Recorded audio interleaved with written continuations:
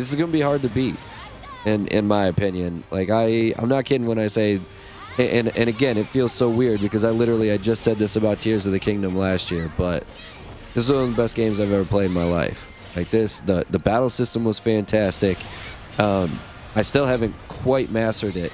Luckily, I remembered that you can do the people that are in the background, right? You can use them and use a synergy attack if you need to when your other two people are messed up. So, like, there's still stuff that I can, get better at doing. And, we'll have to go back and we'll have to do all the side stuff. And then I'll have to go back through and, I'll have to play it on hard mode and everything. But, like, it's more streamlined. I actually really like the mini games, most of them anyway. Speed Square kind of pisses me off sometimes, and I know that one side quest is actually it's bugged right now. You can't progress, even though I got the 32,000 or whatever on the motorbike. It didn't like replay it, or it didn't progress the mini quest. Just a lot about this, and the story, like you were saying, does actually make a lot of sense. Like there's a lot of stuff to it, and the fact that Zack comes back and you understand why now. You have these multiple worlds, and like Cloud somehow can see each world over top of each other, and I don't know.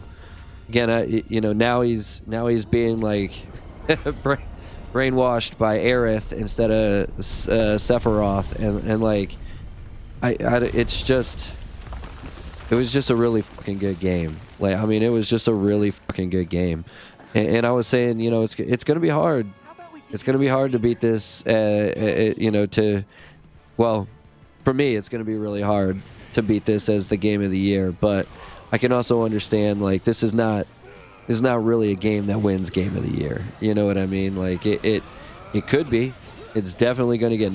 I can promise you, it's going to get nominated. That's a guarantee. But it doesn't really fit the mold of what wins nowadays. Like, don't get me wrong. I'm sure Baldur's Gate 3 is fantastic.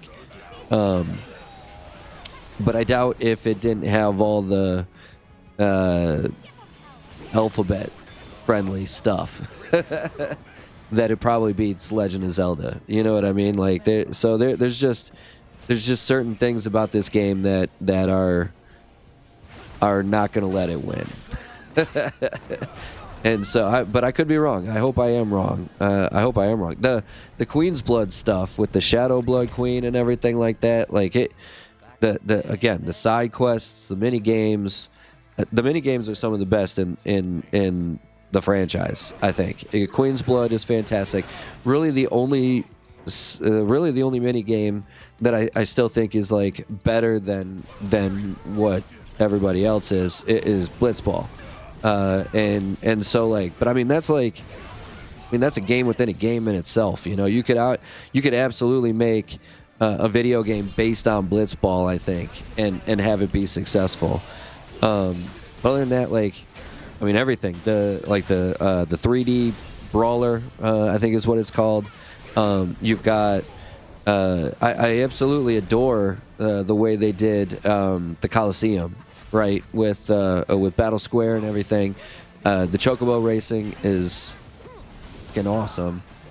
Like, just everything about this game was very good. From start to finish, everything was very, very good. I'm sure at some point I'm gonna have a lot more to say about this, but like right now, a fucking 42-year-old grown man, I'm crying at the end of this fucking video game. It was just very well done, like you can tell that the people that put the, but you can really tell that, like, not just Square, but like Tetsuya Nomura and the people that put this together, like, they really took it seriously. They tried to take a game that everybody loved and improve it in multiple ways, and I think they succeeded way beyond even what I expected, to be honest with you. I really like the fact, the way that they dealt with Tifa. She gets knocked into the Lifestream, and then she's going through her little past, you know, and like, I mean, it totally revamps, but it plays out almost exactly like the way, you know, Clouds does when he gets knocked into the Lifestream in Medial, or outside of Medial. Like, it was just a very fucking good game. And now you've got the tiny Bronco back up and ready to go again. I'm excited to see the DLC, because I do honestly think there might be two of them. You know, one with Sid, one with Vincent. I would really like to see what they do with Vincent's character, and you know, Deep Underground, and like the old Turks. You know, like I love the fact that he comes at the, you know, right at the end of the Temple of the Ancients, and he's like, "Death does not become a Turk." You know, like, oh man, it'll be interesting to see, you know, what we do with the Gi, because the guy wants the black materia back, but like, it leaves it really open for a very, very climactic ending, and it makes me excited. It sucks that we're probably going to have to wait 5 or 6, 7 years. But it'll give you plenty of time to play this. And it did. It just got better. Like, I really, really liked Remake a lot. Like, I liked Remake a lot. And then this just got better. You know, like it just made it better, expanded on it. It made it more complex, but at the same time more, what's the word I'm looking for? Entertaining, I guess. I don't know. I don't know what the word is that I'm looking for. Because while it's definitely more complex than Remake was, in terms of like not just the story, but the battle, the gameplay, and everything, but like, it's detailed, you know, like it delves into things, and it really fleshes a lot of stuff out, and it's just, oh man. I mean, the Galleon Beast, you know, I can't wait to see what happens with Vincent. You know, what are his other limit breaks? You know, Roche still seems to be a thing. We haven't even gotten to Wu Tai yet. Like, I mean, there's just so much left. And it's hard to imagine that it can get better, but this got better than the remake. So I mean, how can you not expect the third one to just be this epic grand finale? You know, still got to go to Rocket Town. You know, we still got to go to space. We still got to go to the underwater reactor. You know, like, I know we went to the Forgotten Capital. But we haven't been to the northern crater yet. You know, like there's just still so much left, and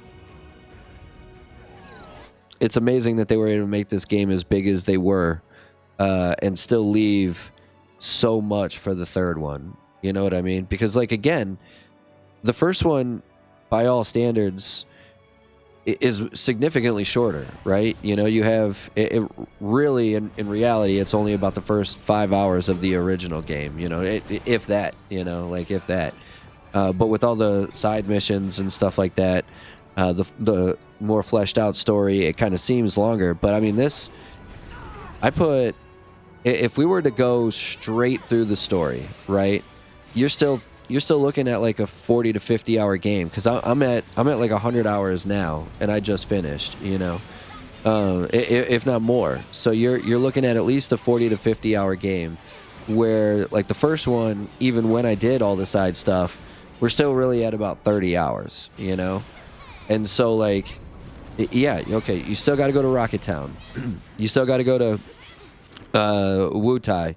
You still got to go to the Northern Crater. You still got to go back to Midgar. You still got to go to the underwater reactor.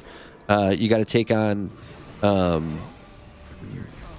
Omega Weapon. Is it Omega? I think Omega Weapon's actually in Advent Children. It might be Ultima Weapon in this one. in Final Fantasy VII. So I mean, there's still so much. Like it's just it's crazy to think of how much you still have left in this game, and yet, I mean, this was a 100-hour game. Oh man, it just really makes me excited, and you know, again, I'll have to sleep on it and like really like kind of put together what I want to say about this game before I get a chance to really do like the review on it. But you know, there's just nothing else that I can say. That this is right now, this is easily the #1 game of the year for me. Easily. If it would have came out last year, there's a good chance I would have liked this better than Tears of the Kingdom. So I'm glad they waited for this year. It gave me a chance to play Tears of the Kingdom. But I don't right now, I'm just kind of at a loss of words at how, like, it stupefies me how good this game was. Like it absolutely, because and again, it's mostly because I had such high expectations, and very rarely